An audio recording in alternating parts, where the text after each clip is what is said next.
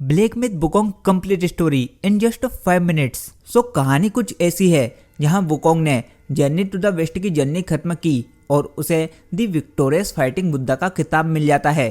But उसके sir का headband अभी भी उसके सर पर ही रहता है जिसे भगवान बुद्ध ने पहनाया था, इसलिए क्योंकि अगर कभी वुकोंग आपे से बाहर हुआ तो उसे कंट्रोल किया जा सके।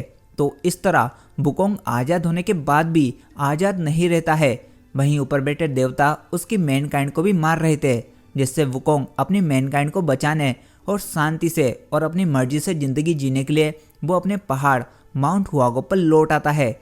लेकिन सेलेस्टिया कोर्ट को ये बात बिल्कुल भी पसंद नहीं आती है और वो वुकोंग को मारने और उसके पहाड़ को डिस्ट्रॉय करने के लिए पहुंच जाते हैं, जिससे फिर वुकोंग अर्लिंग से फाइट करता है बट हेडबैंड की वजह से हार जाता है।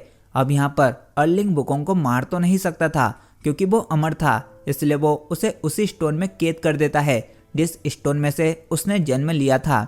बट यहाँ पर वुकोंग ने कैद होने से पहले अपनी बॉडी को 6 हिस्सों में डिवाइड कर दिया था जो कि चाइना के कोने कोने में जाकर फैल जाते हैं। अब काफी सालों बाद एक मंकी पैदा होता है जो कि वुकोंग के माइंड का इनकार्नेज होता है। सिंपल भाषा में कहूँ तो वुकोंग के दिमाग का अवतार, पर वुकोंग की यादों के बिना अभी वो कुछ भी नहीं होता है, जिससे ये ओल्ड मंकी उसे गाइड करता है और उसके कहने पर हमारा जो योद्धा है वो वुकोंग के 5 अंशों को ढूंढता है जो कि इस गेम के मेन बॉसेस होते हैं।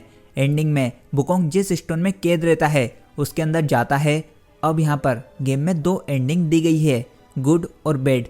सबसे पहले बैड एंडिंग की बात करूँ तो स्टोन के अंदर वुकोंग की बॉडी की खोल रहती है जिसे the great sage broken shell कहा गया है। ओल्ड मंकी के कहने पर हमारे योद्धा उसे भी हराता है, जिससे उस ओल्ड मंकी को बुद्धा द्वारा बनाया गया हेडबैंड मिलता है।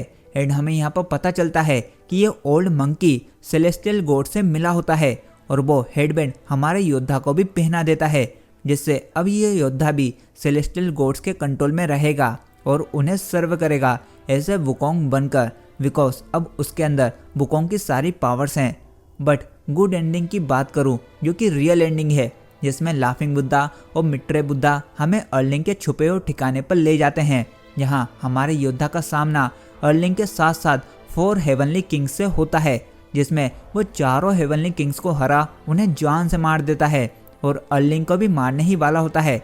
तभी उसकी तीसरी आंख में से वुकोंग की सारी यादें निकलती हैं और फिर हमें यहाँ पर वुकोंग का असली प्लान पता चलता है, जिसमें अर्लिंग भी उसके साथ ही शामिल था। इसीलिए वो दोनों गेम की स्टार्टिंग में जानबूझकर 4 हेवनली किंग से दूर जंगल में लड़ते हुए गए थे, जहां वुकोंग ने अपनी यादें अर्लिंग के थर्ड आई में कैद कर दी थी ताकि सही टाइम आने पर अर्लिंग उसके अवतार को उसकी पूरी यादें दे पाए। अर्लिंग हारने के बाद हमें बताता है कि वो यहाँ पर जानबूझकर हमारे योद्धा को परख रहा था कि उसकी बॉडी वुकोंग के लिए सही है भी या नहीं, जिसमें हमारा योद्धा कामयाब होता है। एंड अर्लिंग हमारे योद्धा को सारा प्लान बताता है और ये भी बताता है कि उस बंदर को कोई भी नहीं हरा सकता था, ना ही उसे कोई मार सकता था जब तक कि वो खुद ना चाहे। और अर्लिंग अब उसे अपना हथियार देते हुए कहता है कि जाओ और वुकोंग के प्लान को पूरा करो। एंड इसके बाद वही सब स्टोन के अंदर जाना और वुकोंग के आखिरी खोल को हराना, एंड इसके बाद वुकोंग के अंश को अपने अंदर मिलाना।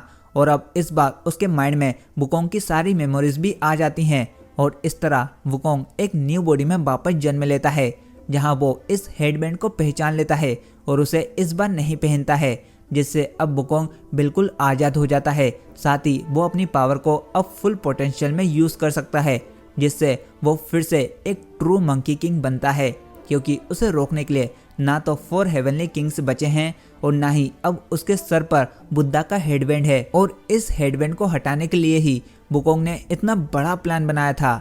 सो दोस्तों, आई होप अब आपको ब्लैक मिथ वुकोंग की स्टोरी समझ में आ गई होगी और इसे और भी डिटेल में समझना है तो वो भी मैंने एक्सप्लेन की हुई है, जिसकी लिंक आपको नीचे पिन कमेंट में मिल जाएगी। और इसके बाद भी अगर कोई डाउट हो तो नीचे कमेंट बॉक्स में दिल खोल कर पूछ सकते हो। साथ ही अगर वीडियो अच्छी लगी हो तो वीडियो को लाइक करने के साथ साथ अपने दोस्तों को भी जरूर शेयर करना।